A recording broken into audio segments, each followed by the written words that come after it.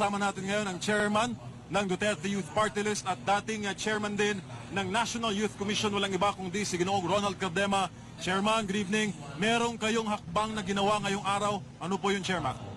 Tayo po sa Duterte Youth Party List ay nagpunta sa Kongreso, sa House of Representatives para po mag-file ng impeachment complaint, kauna-una ang impeachment complaint laban kay Pangulong Bongbong Marcos. Bakit po?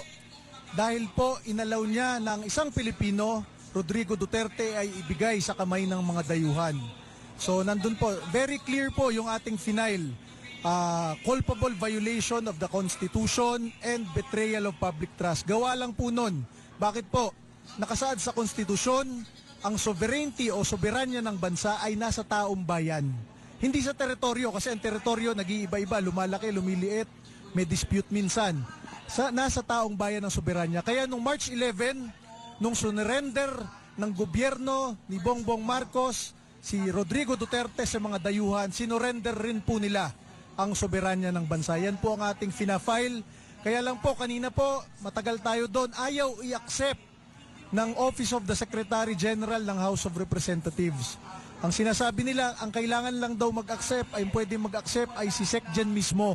Ang sinasabi namin, nakalagay sa rules, it is the Office of the Secretary General who will accept it, not the Secretary General himself. Yun po, ayaw po talaga nilang i-accept. Pero at least po na-erase po natin at next week po, babalikan po natin yung Office of the Secretary General hanggang ma-file po natin yon formally. Sir, ano sa tingin nyo yung nangyayari na kahit simpleng ceremonial process, hindi po ino-honor ng House of Representatives based po sa inyong sinabi ngayon? Alam nyo, bilang dating head of agency ng isang ahensya sa gobyerno, pag ikaw magpapareceive, ministerial duty lang mag-receive, tatatakan mo lang received. Ganun lang sa lahat ng opisina ng gobyerno. Hindi naman pwedeng lahat ng boss nandun lagi, di ba? So dapat po in-accept yun. At ipipilit natin i-accept nila yun next week po. Si Admar po may katanungan, partner. Opo. Si Chairman Ronald. Opo, at sa nakikita nyo po, Boss Admar. Chairman, magandang gabi. Sa nakikita nyo po dito sa isusulong ninyo, sakalin mang mapormal na maisapinal yan, at ano po ang inyong inaasahan considering malapit na rin na halimbawa magbabago na rin yung... Di namin makuha yung feedback ni partner Admar. Pero sir, sa mga umaasa na magkakaroon ng hustisya sa ilalim ng Marcos Jr. administration, ang Duterte Youth Party List po ay pasok po sa kahit anong survey. Ano po ang commitment ng Duterte Youth pagdating po sa 20th Congress? Alam nyo, ang Duterte Youth Party List, kaya kami nandyan para maging boses ng taong bayan. Hindi namin trabaho mamigay ng ayuda dahil hindi naman social welfare officer ang mga congressman. Hindi namin trabaho maging engineer at mag-identify ng project. Ang trabaho namin maging boses ng taong bayan at gumawa ng batas para sa taong bayan. Yan po si Duterte Youth Party List Chairman, dating NYC Chair Ron. Mga kababayan, Assalamualaikum warahmatullahi wabarakatuh. Madayaw ug maayong gabi kaninyong tanan. Magandang gabi sa inyong lahat. Una na sa lahat, ialay natin ang pasasalamat sa Diyos para sa araw na ito. Pangalawang pagpapasalamat ay sa inyong lahat na nasa ilalim ng ulan, gutom, walang ayuda,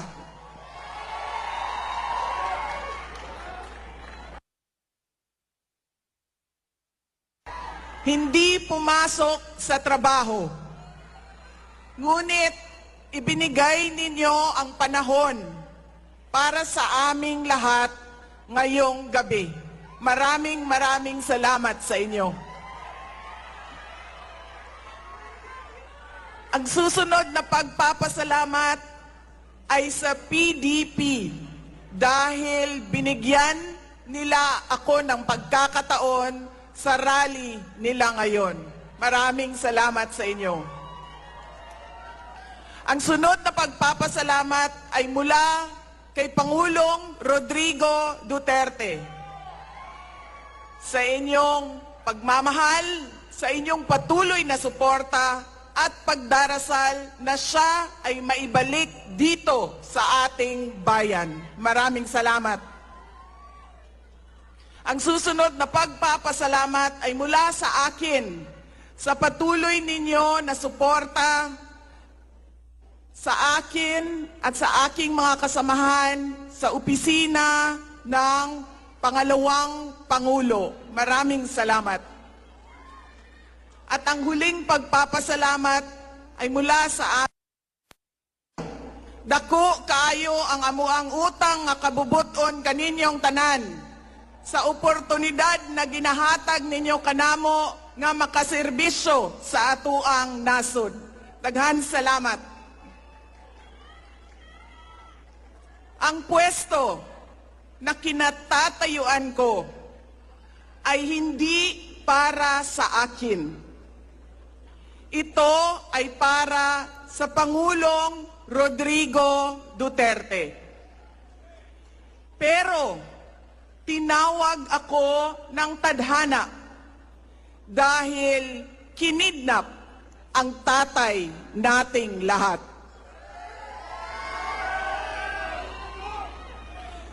Sa pagkakataong ito, nakatayo ako sa entablado at humaharap sa inyo, hindi bilang kandidato. Ako si Inday Sara, isang botanteng nagmamahal sa ating bayan at natatakot para sa ating kinabukasan. Mga kaigsuunan ko, iniibig ko ang Pilipinas. Iniibig ko kayong mga Pilipino.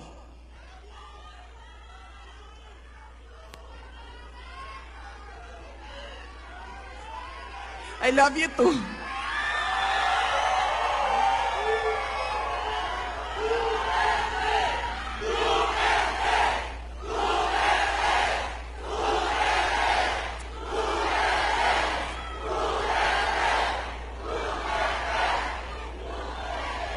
This election will decide the future of our country.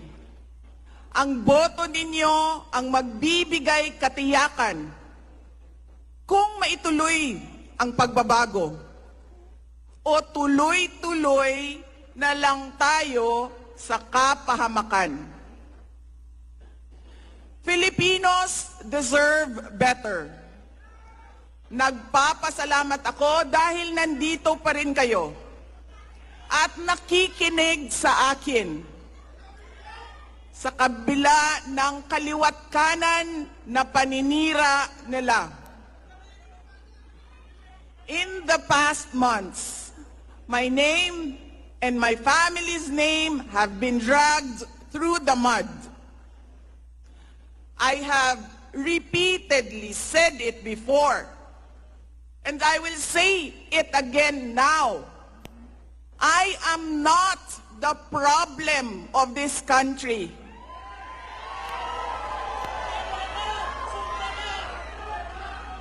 Hindi ako ang problema ng Pilipinas. Hindi Duterte ang problema ng Pilipinas. Sino nga ba ang tunay na makikinabang kung tuluyan ng burahin sa mundo ang pamilyang Duterte? Hindi ang mga Pilipino. Lalo nang hindi makikinabang ang mga biktima sa krimen, mga walang trabaho, mga naghihirap, o maging ang mga nagugutom.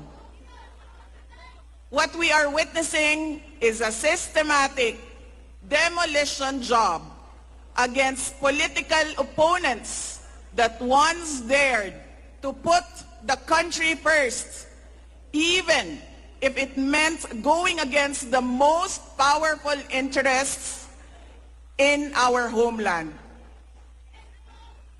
Sa kasamaang palad, Iniluklok natin ang isang leader na walang kakayahang maintindihan ang tunay na kalagayan ng mga Pilipino.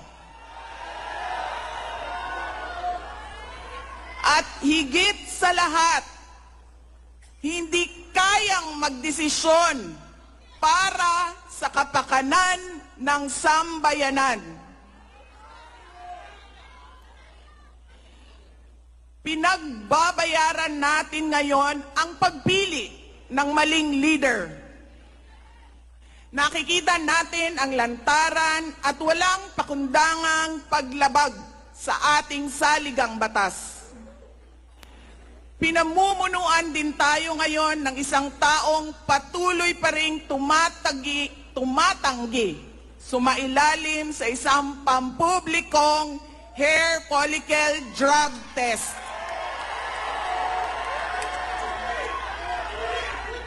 At nagsinungaling sa 20 pesos ang bigas. Ang masakit pa, nakuha nilang kidnapin ang dating Pangulo. At dali-dalian nilang itinapon sa ibang bansa upang litisin ng mga dayuhan. Ngunit, higit pa sa mga kabiguang ito ay isang mas malalim na pambabastos at panghiinsulto sa ating mga Pilipino. Iniinsulto nila tayo sa paggamit ng ayuda upang bilhin ang boto ng mga tao. Ang ayuda ay hindi naman likas na masama.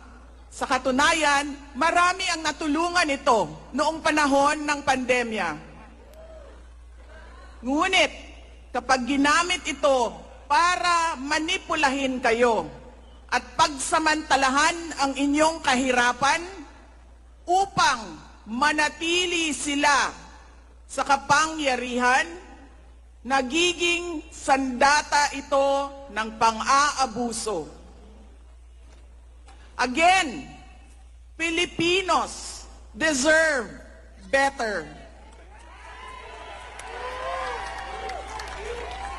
We must return to long-term, concrete programs, not short-term dole-outs that are being abused by those in power.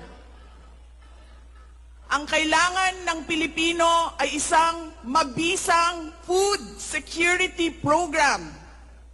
Isang programa na tutugon sa problemang pinakamalapit sa bituka, ang gutom. Ang kailangan ng Pilipino ay isang modernong hybrid education system na nakasandal sa pagtuturo ng disiplina at pagmamahal sa bayan. Ang kailangan ng Pilipino ay isang tunay na universal healthcare system na tutugon araw-araw sa lahat ng health centers at hospitals at hindi lamang sa mga supporters ng politiko. Ang kailangan ng Pilipino ay matibay na infrastruktura. Let us build into the future. Ang kailangan ng Pilipino ay oportunidad sa hanap buhay at trabaho dito sa loob ng ating bayan. Masakit sa kalooban nating lahat ang kalagayan ng maraming nating OFWs na malayo sa kanilang mga mahal sa buhay. At higit sa lahat, ang kailangan ng Pilipino ay peace and order. Kailangan nating ganap na puksain ang kriminalidad, illegal na droga, terorismo at insurgency sa pamamagitan ng makatotohanang non-partisan Philippine National Police. na suportado ng ating sandatahang lakas. Kinahanglan undangon nato ang batasan sa pagpili sa mga kandidato nga gikan sa political dynasty. Kining mga sikat nga apelido nga magsayaw-sayaw ra og magkanta sa atubangan. Igo ra magpakatok, undangon ang mga party list na gipanag-iya sa mga dato.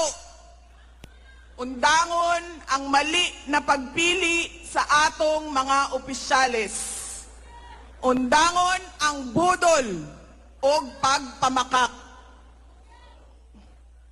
Kailangan natin mag-vote straight sa mga taong magtutuloy ng nasimulan ni Pangulong Duterte. Idiretso natin ang boto. Number 38, Rodante Marcoleta. Number 10, Jimmy Bondoc. Number 56 sa balota, Attorney Vic Rodriguez. Number 22, Bato de la Rosa. Number 28, Bongo. Number 53, Apollo Kibuloy. Number 34, Raul Lambino. Number 30, J.V. Hinlo. Number 58, Philip Ipe Salvador. At number 42, Doc Marites Mata. Alam ko, hindi kayo matutuwa. Pero iboboto ko si Amy Marcos. Siya ang naglakas loob na buksan ang investigasyon sa pagdukot ng pamahalaan ng isang Pilipino dito sa bayan para ihatid sa mga dayuhan.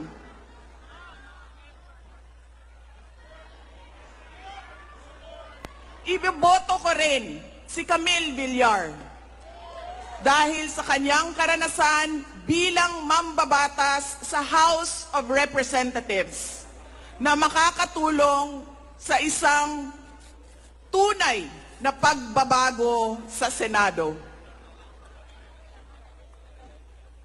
Hindi ako mapapagod na sabihin ito. We Filipinos deserve better. Tunay na kapayapaan at kaunlaran na hindi lamang para sa iilang politiko at mayayaman. Kaya sa May 12, kailangan natin maging mapagmatyag. May mga ulat at bulong-bulungan na may mga kumikilos na sa iba't ibang parte ng ating bansa.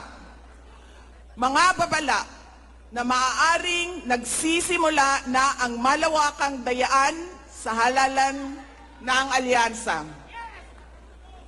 Ang binuong alyansa ay isang mapanganib na pagsasanib puwersa ng isang administrasyong walang kakayahan, mga elitistang liberal, at mga tinaguriang makabayan na ang tunay na hangarin ay manatiling mahirap ang taong bayan.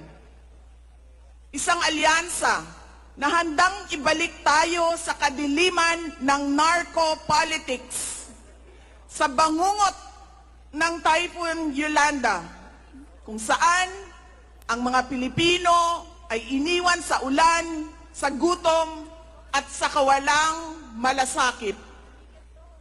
Ito ang alyansang muli nais nating alipinin gamit ang kahirapan, kasinungalingan, at kapangyarihan. Sa May 12, bumoto tayo ng may buong dangal. Bumoto tayo ng may tapang. Let us show the world that no amount of vote buying or cheating can suppress the fury burning in our hearts. Time and again, you have heard me say God save the Philippines. Ngayong Lunes, bumoto tayo ng diretso. And let us all save the Philippines. Ako si Inday Sara Duterte, isang botante. Syukran.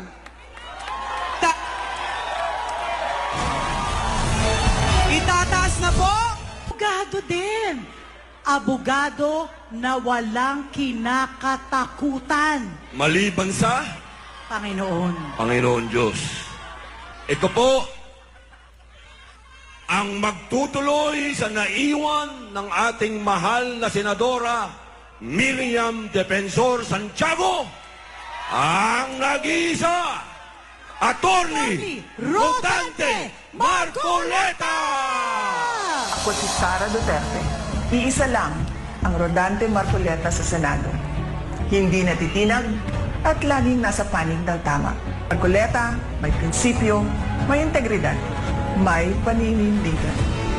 Kaya ngayong darating na halalan, iboto natin ang number 38 sa balota. Rodante Marcoleta sa Senado. Kay Marcoleta, may pag-asa ka. Nalalaban para sa bayan, si Marcoleta ay walang inuunuman. Kapag binasa po ninyo ang dyaryo kaninang umaga, ang sinasabi po ay bumaba na raw po ang presyo ng mga bilihin. Naramdaman po ba ninyo? Naniniwala po ba kayo?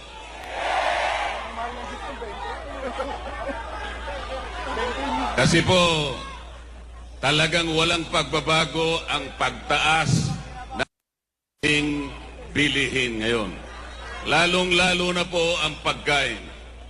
Ang kinikita po ng mamamayang Pilipino, lalong-lalo na yung pangkaraniwang manggagawa, hindi na talaga maabot yung presyo ng bilihin.